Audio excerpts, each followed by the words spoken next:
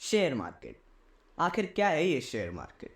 चलिए जानते हैं इस वाली वीडियो में कि शेयर मार्केट क्या होता है, क्यों होता है, इससे हमारा क्या फ़ायदा होता है और इससे उन बड़ी कंपनीज का क्या फ़ायदा। अगर आप इसमें इन्वेस्ट करने में इंटरेस्टेड नहीं हैं तो भी आपको इसके बारे में जानना बहुत हेल्पफुल होता है। तो चलिए वीडियो को स्टार्ट कर। शेयर बाजार, जिसे स्टॉक मार्केट के रूप में भी जाना जाता है, एक एक्टिव मार्केट प्लेस की तरह है जहां कंपनीज के शेयर्स यानी कि हिस्से खरीदे व बेचे जाते हैं। इसको गहराई से समझे तो शेयर मार्केट एक ऐसा मंच है जो कि फंड सीकिंग कंपनीज को उन इन्वेस्टर्स से जोड़ता है जो कि उस कंपनी की ओनरशिप को खरीदने में इंटरेस्टेड होते हैं। इन ओनरशिप यूनिट्स को ही हम शेयर्स या स्टॉक्स के नाम से जानते हैं। और जब आपके पास किसी कंपनी के शेयर्स होते हैं तो आप उस कंपनी के एक हिस्से के मालिक बन जाते, जिसके प्रॉफिट्स एंड एसेट्स के हकदार भी आप ही होते हैं। जब कोई कंपनी पब्लिक होने का डिसाइड कर लेती है तो वो एक इनिशियल पब्लिक ऑफरिंग कंडक्ट करती है। इससे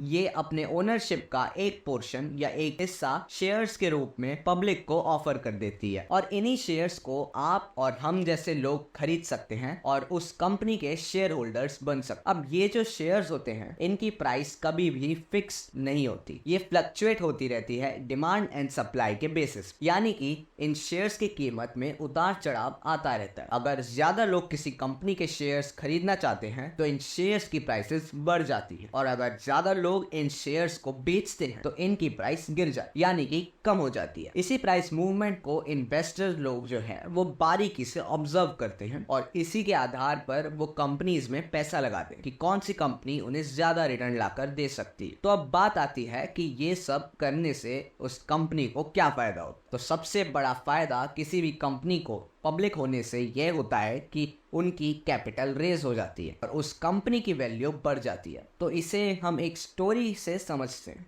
तो मान लीजिए एक कंपनी है जिसकी आज के टाइम पर वैल्यू है 10,000 रुपए की और उस कंपनी को ऐसा लगता है कि अगर उसने जल्द से जल्द आने वाले समय में एक अच्छा आउटपुट लाकर नहीं दिया तो उसकी वैल्यू गिर सकती है और कंपनी बंद भी हो सकती है और इसके लिए उनको कम से कम 2 स्किल्ड एम्प्लॉयज़ की ज़रूरत है। लेकिन अभी कंपनी के पास इतने फंड्स नहीं हैं कि वो इनको हायर कर सके, तो वो कंपनी खुद को पब्लिक कर देती है और उस कंपनी के 1/5 शेयर्स को कोई एक जना 2,000 रुपए देकर खरीद लेता है। तो अब जो कंपनी की वैल्यू है वो तो रुपए 10,000 की ही है, पर अब कंपनी के पास शेयर्स बेचकर 2,000 रुपए और आए हैं तो वो इससे 2 स्किल्ड एम्प्लॉयज को 1,000 में हायर कर लेती है। आने वाले समय में उस कंपनी ने बहुत अच्छा आउटपुट दिया है और उसकी वैल्यू बढ़कर हो गई है सीधा 25,000 रुपए की। तो सीधा सीधा यहाँ कंपनी की 250% की ग्रोथ हुई है। और इसी चीज को अगर हम इन्वेस्टर के पॉइंट ऑफ व्यू से देखें तो उसने इस कंपनी में अपने 2,000 रुपए इन्वेस्ट किए थे और आज उसके पास कंपनी का 1/5 हिस्सा है जो कि हुआ करीब 5,000 रुपए का। तो सीधा सीधा यहाँ भी इन्वेस्टर को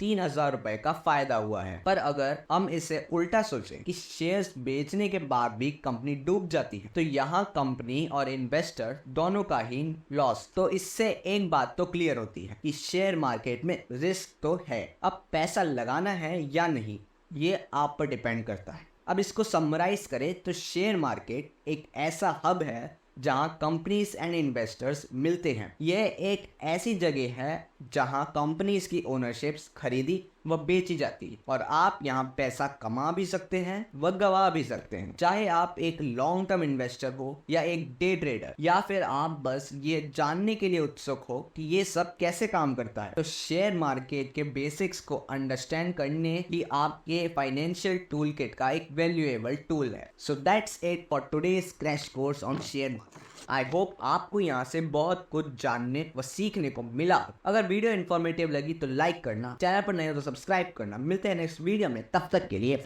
एडियोस।